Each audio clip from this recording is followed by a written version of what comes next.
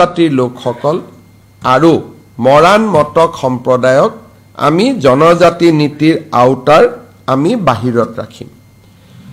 কেবিনেটে আজি চাহ জনগোষ্ঠীৰ লোকসকলক মাটিৰ পট্টা দিয়াৰ বাবে মই মৰিয়নিত যি ঘোষণা কৰিছিলোঁ তাৰ সম্পৰ্কত আজি কেবিনেটত ডিটেইলছ আলোচনা হয়। আমি দেখা পাওঁ যে যদি অসমৰ ল্যান্ড সিলিং একখন আমি এমেন্ড কৰোঁ তেতিয়াহ'লে আমি 2,90,000 বিঘা মাটি 2,90,000 বিঘা মাটি আমি চাহ জনজাতি লোকসকলৰ মাজত বিতৰণ কৰিব পাৰিম। আৰু কিমানে মাটি পাব?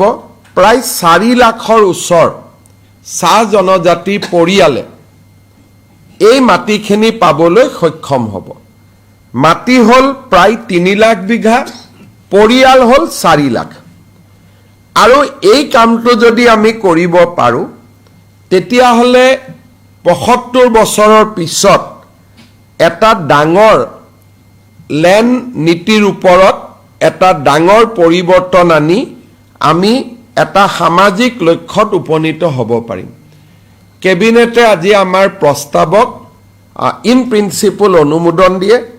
25 তাৰিখে জিলা উপায়ুক্ত আৰু বিধায়কসকলৰ লগত আমি মিটিং কৰিম যে এটা পৰিয়ালক আমি কিমানলৈকে মাটি দিম, তাৰ সীমাবদ্ধতা কি থাকিব, আৰু সমান্তৰালভাৱে অহা 2-3 তাৰিখে আমি চাহ জনগোষ্ঠীৰ সংগঠনসমূহক নিমন্ত্ৰণ কৰিম যাতে তেওঁলোকৰ লগত আলাপ আলোচনা কৰি আমি এই আইনখন 25 নৱেম্বৰত বিধানসভালৈ লৈ যাব পাৰোঁ।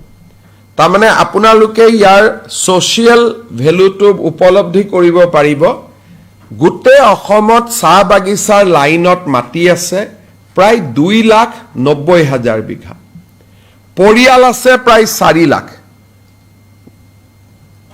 যদি এই কামটো কৰিব পৰা যায়, য'ত নেকি আজি কেবিনেটে অনুমোদন দিছে, যদি আমি কৰিব পাৰোঁ এটা ডাঙৰ সামাজিক লক্ষ্যত আমি উপনীত হ'ব পাৰিম। আজি আমাৰ কেবিনেটত আৰু এটা গুৰুত্বপূৰ্ণ সিদ্ধান্ত গ্ৰহণ কৰা হয়। 1983 চনত নেলিত এটা নৰসংহাৰ এটা সংগঠিত হৈছিল আৰু তেতিয়া তিৱাৰী কমিশ্যন বুলি ৰাজ্য চৰকাৰে এটা কমিশ্যন গঠন কৰি দিছিলে।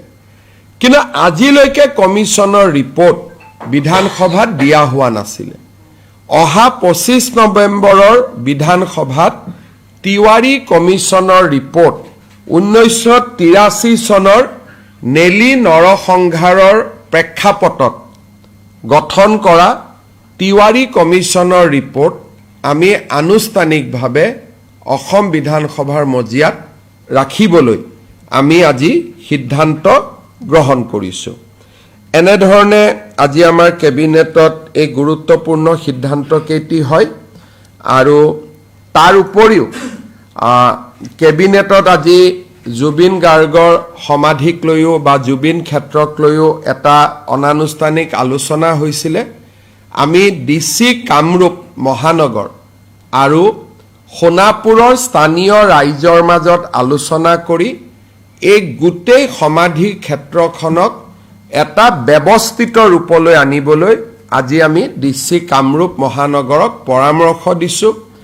কোনো কাৰণতে এই জুবিন ক্ষেত্ৰত মদ খোৱা মানুহ বা মদ সেৱন কৰাৰ কোনো ব্যৱস্থা যাতে হ'ব নোৱাৰে তাৰ বাবে আমি কঠোৰ পদক্ষেপ ল'বলৈ আজি আমি কামৰূপ জিলা মহানগৰৰ উপায়ুক্তক আমি পৰামৰ্শ দিছোঁ। কিন্তু তাৰ নীতি নিয়ম কি হ'ব, এই ক্ষেত্ৰত সোণাপুৰৰ স্থানীয় ৰাইজ, কামৰূপ জিলাৰ উপায়ুক্ত বা আয়ুক্ত তেখেতসকলে আলোচনা কৰি ইয়াৰ ডিটেইল সিদ্ধান্ত ল'ব।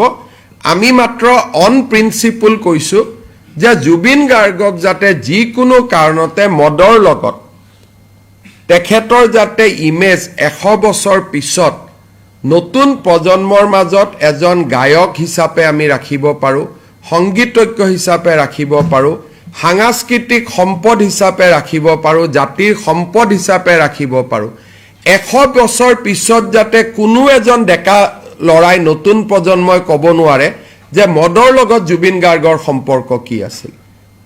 কাৰণ ই সঁচাও নহয়, তেওঁ 24 ঘণ্টা মদ খাই কেতিয়াও থকা নাছিল। এইটো এটা ভুল ধাৰণা এটা এছাম লোকে গৈ সোণাপুৰত সৃষ্টি কৰিব খুজিছে। তাৰ বিৰুদ্ধে চৰকাৰে কঠোৰ পদক্ষেপ ল'বলৈ সিদ্ধান্ত গ্ৰহণ কৰিছে। কাৰণ আমি জুবিনক শিল্পী হিচাপে জীয়াই ৰাখিব খোজোঁ, সাংস্কৃতিক সম্পদ হিচাপে জীয়াই ৰাখিব খোজোঁ। জ্যোতি বিষ্ণু ভূপেন হাজৰিকাক অসমৰ ৰাইজে যেনেকৈ জীয়াই ৰাখিছে তেনেকৈ আমি জুবিন গাৰ্গক জীয়াই ৰাখিব খোজোঁ। যাতে জ্যোতিপ্ৰসাদক যেনেকৈ আজিও মানুহে মনত ৰাখে, বিষ্ণুপ্ৰসাদ ৰাভাক যেনেকৈ মনত ৰাখে, বিষ্ণুপ্ৰসাদ ৰাভাই কেতিয়াবা মদ খাইছিল নাই খোৱা তাক মানুহে আলোচনা নকৰে, ভূপেন হাজৰিকাই মদ খাইছিল নাই খোৱা তাক কেতিয়াও মানুহে আলোচনা নকৰে। তেওঁলোকৰ পৰিচয় হৈছে অসমৰ সাংস্কৃতিক জীৱনলৈ দি যোৱা বিশাল অৱদান।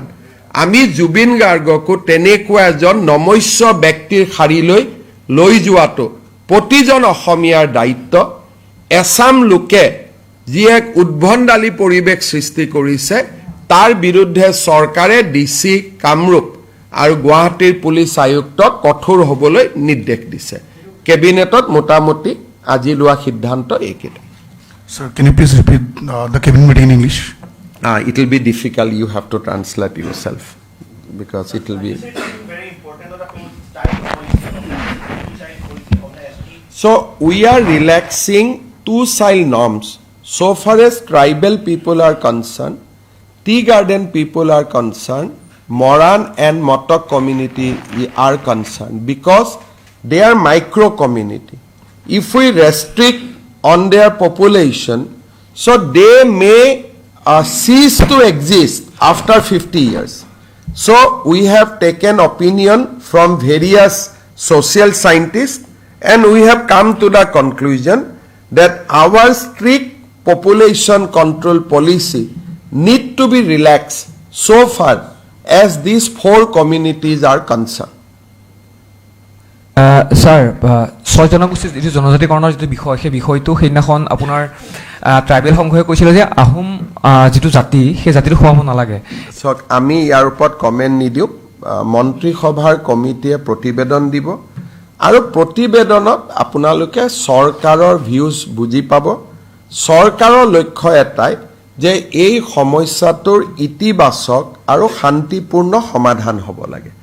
গতিকে চৰকাৰে গোটেই পজিটিভলি সকলোৰে ভিউজবিলাক ইনকৰ্পৰেট কৰি এখন প্ৰতিবেদন দিব বিধানসভাত। বিধানসভাত সকলো দল থাকে, এইটো বিজেপিৰ সমস্যা নহয়, সকলো দলৰ সমস্যা। গতিকে সকলো দলে বিধানসভাৰ মজিয়াত তাক আলোচনা কৰিব পাৰিব।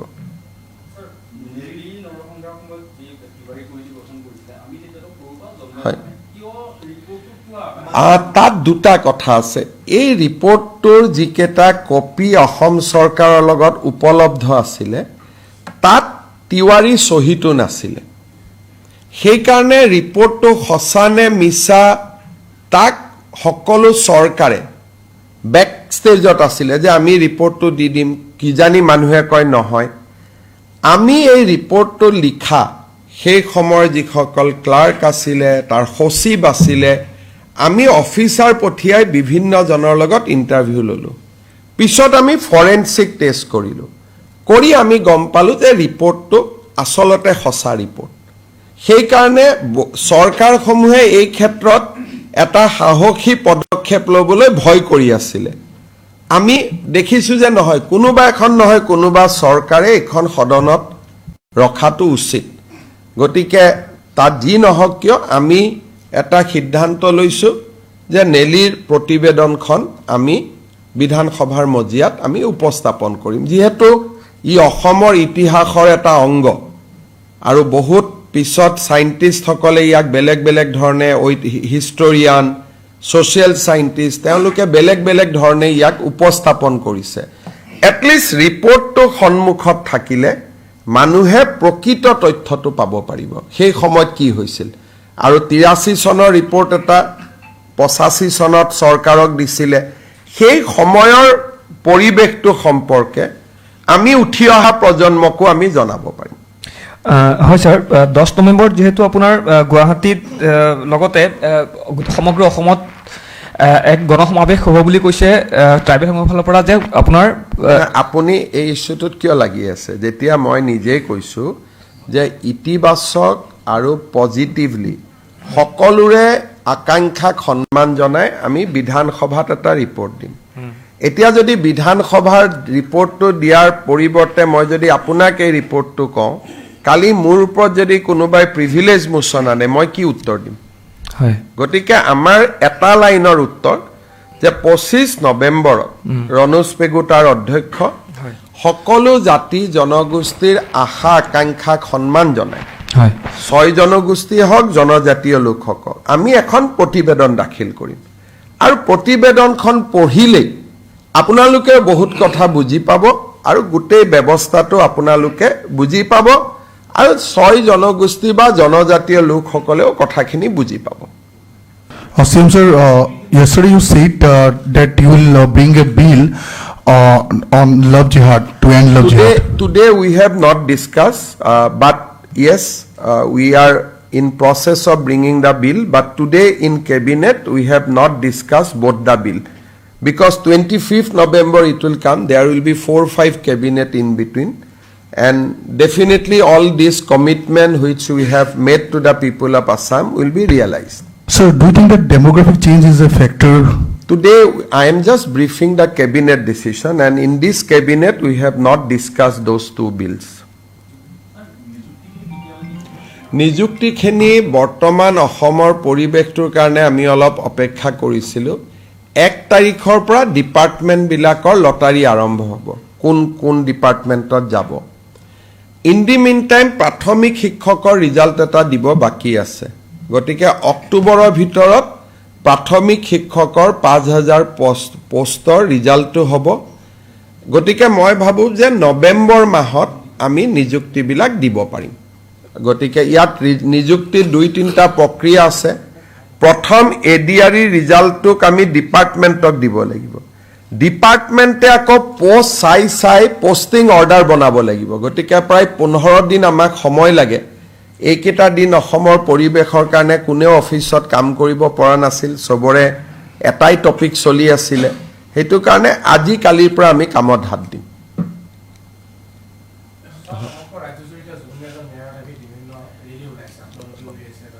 ন্যায়টো দিবই লাগিব ভাল কথা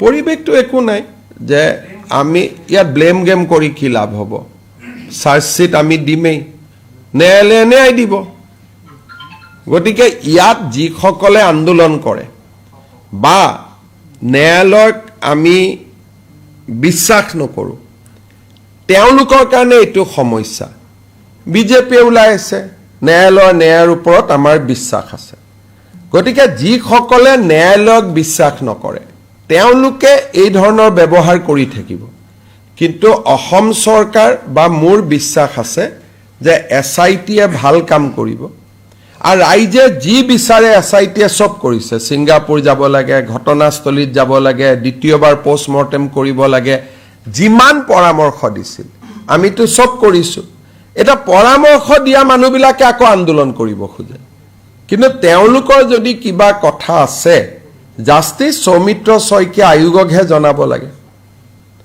আমাৰ প্ৰসেছন কি বিজেপিৰ প্ৰসেছন সিম্পল ন্যায়ৰ ওপৰত আমাৰ বিশ্বাস আছে এসআইটিয়ে পানী নহৰকা অভিযোগনামা দিয়ক আমাৰটো সিম্পল দুটা কথা আৰু ন্যায়টো তেনেকৈ পায় বেলেগ ধৰণেতো ন্যায় নাপায় গতিকে যিসকলে কৈ আছে ন্যায় লাগে মুখ্যমন্ত্ৰীও কৈ আছে ন্যায় লাগে মইতো জুবিন অনুৰাগী গতিকে আমি সকলোৱে কৈ আছো ন্যায় লাগে কিন্তু ন্যায় দিব কোনে যোনে আদালতত ন্যায়াধীশৰ আসনখনত বহি আছে আৰু তাত অভিযোগনামা কোনে দিব এসআইটিয়ে দিব এসআইটিয়ে ইতিমধ্যে প্ৰতিশ্ৰুতি দিছে যে নিৰ্ধাৰিত সময়ৰ ওপৰত আমি অভিযোগনামা দিম এতিয়া দুই এজনে চিন্তা কৰি আছে যে যদি অভিযোগনামা দি দিয়ে এইটোতো ডাঙৰ ঘটনা হ'ব, ন্যায় পাই যাব।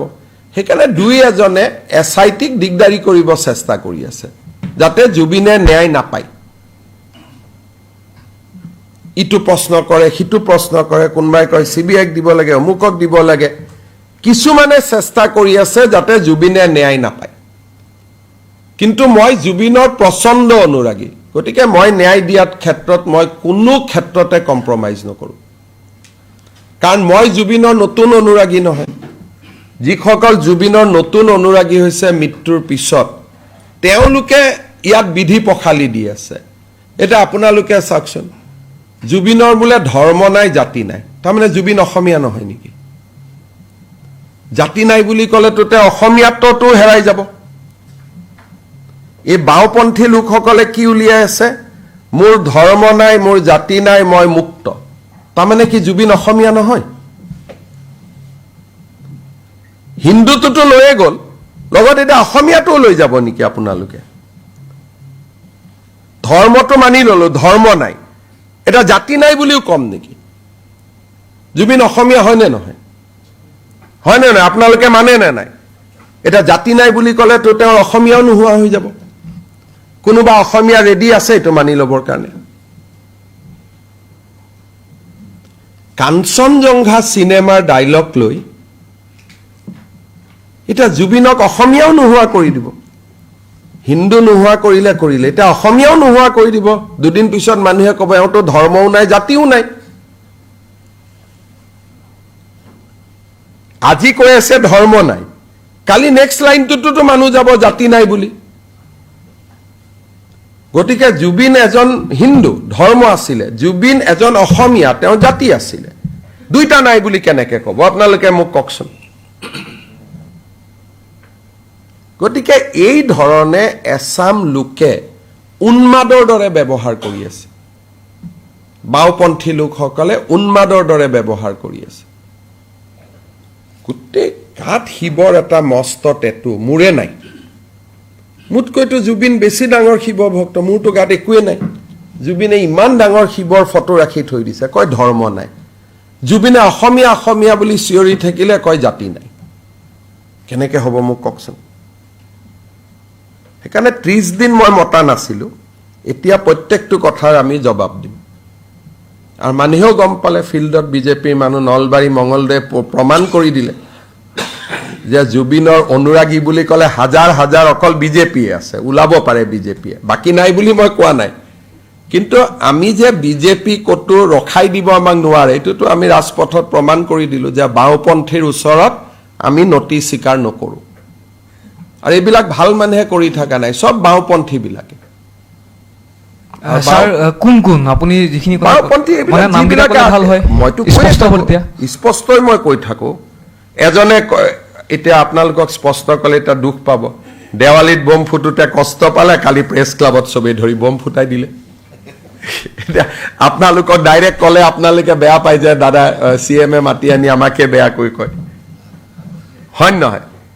দেৱালীত বম ফুটাওতে এজন এডিটৰে টিভি ষ্টুডিঅ'ত বহি ইমান তালাফাল কৰিলে, তাৰ খঙতে পিছদিনা চবে বুজাই দিলে ই অসমৰ অভিভাৱক কেনেকে। কালি সেইখন পেপাৰৰে যেতিয়া মানুহ ইলেকশ্যনত জিকিলে, তেওঁৱে বজাই দিলে বম। তাৰমানে আপোনালোকে নিজে চিন্তা কৰক যে জুবিনক লৈ কেনেকুৱা ধৰণৰ এটা সস্তীয়া পৰিৱেশ এটা অসমত নিৰ্মাণ কৰা হৈছে। প্ৰথম দিনাখন হুলস্থুল, কিয় বম ফুটালে? ভাল কথা, ফুটাব নালাগে। মইতো কৈছিলোঁ অকল বৰপেটা, মইতো বাকী একো কোৱাও নাছিলোঁ। ফুটালে। কালি গৈ প্ৰেছ ক্লাবৰ ইলেকশ্যনত তেওঁলোকৰ মানুহ জিকিলে বোলে, দিলে বম ফুট। এতিয়া সেইটো কথা ক'লে ক'ব যে মুখ্যমন্ত্ৰীটো সাংবাদিক বিৰোধী, হয় নহয়? এতিয়া মইতো মোৰো দোষ এটা মুখেদি ওলাই যায়, সঁচা কথাবিলাক কি ক'ম মই। আৰু খবৰবিলাকো মোৰ তাতে আহি যায়। বম ফুটোতেই মোলৈকে খবৰ পঠাই দিছে ফটোৰ সৈতে যে প্ৰেছ ক্লাবত বম ফুটি আছে।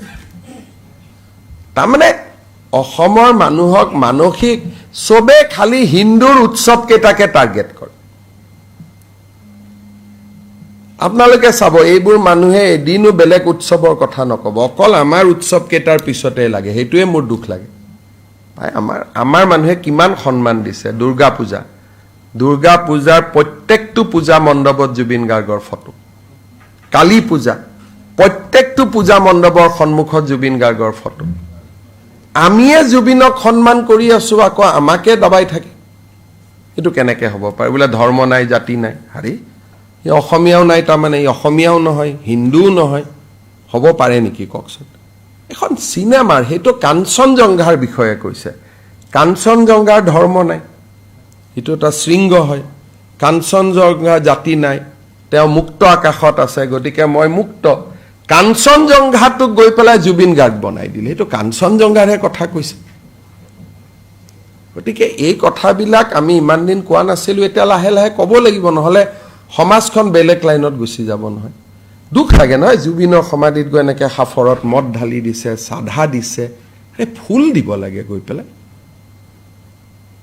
তানে 50 বছৰ পিছতো তাত যদি পৰম্পৰা হৈ যায় এইটো যে সমাধিত এইটো সমাধিত আহিলে সাধাই দিব লাগে এইটো সমাধিত আহিলে মদেই দিব লাগে তেতিয়া মানুহেতো বিষ্ণু প্ৰসাদ জ্যোতি প্ৰসাদ ভূপেন হাজৰিকাৰ লগত কম্পাৰিজন কৰিব নহয় যে হেতু সমাধিত সাধা দিব নালাগে ইয়াত সাধা দিব লাগে তাতে মদ দিব নালাগে ইয়াতে মদ দিব লাগে কিন্তু আমাৰ ভিতৰত ক'ব পাৰো অলপ সলপ মদটো কেতিয়াবা ভূপেন দাইও খাইছিল কিন্তু হেতুটো তেওঁৰ পৰিচয় নহয় পৰিচয় হৈছে তেওঁৰ সংগীত পৰিচয় হৈছে তেওঁৰ শিল্প পৰিচয় হৈছে তেওঁৰ বহল মনটো আমি তাকহে সেলিব্ৰেট কৰিব লাগে বাচ্চাক মাকে লৈ গৈছে কি শিকাব লাগে যে এইটো আমাৰ জুবিন দা ইয়াতে ফুল দিব লাগে মা পদক্ষিণ কৰি সেৱা কৰিব লাগে তাকে নকৰি আমি কি শিকাই আছো গতিকে এই যেটো এটা উদ্ভণ্ডালি হৈ আছে তাৰ পৰাটো পৰিবেশটো আমি বচাব লাগিব নহলে কালি টুৰিষ্ট এজন আহিলে সবেইটো এতিয়াটো অসমত জুনে আহে সবেইটো জুবিনৰ সমাধিত যাব খুজিব আৰু জুবিনৰ সমাধিত আমি সেইটো দেখুৱাম নেকি ৰাতি 2টা বজাত জুবিনৰ সমাধিত যাব নালাগে নহয় প্ৰয়োজনীয়তা আছে নেকি সূৰ্যৰ পোহৰ হয় 4টা বজাত 4টা বজাত আমি যাম ৰাতি 2টা বজাত 1টা বজাত 12:30 বজাত এটো কি সংস্কৃতি এটোটো নহব নহয় এটলিষ্ট মই মুখ্যমন্ত্ৰী থাকালে সেইটো নহব ঠিক আছে বহুত বহুত ধন্যবাদ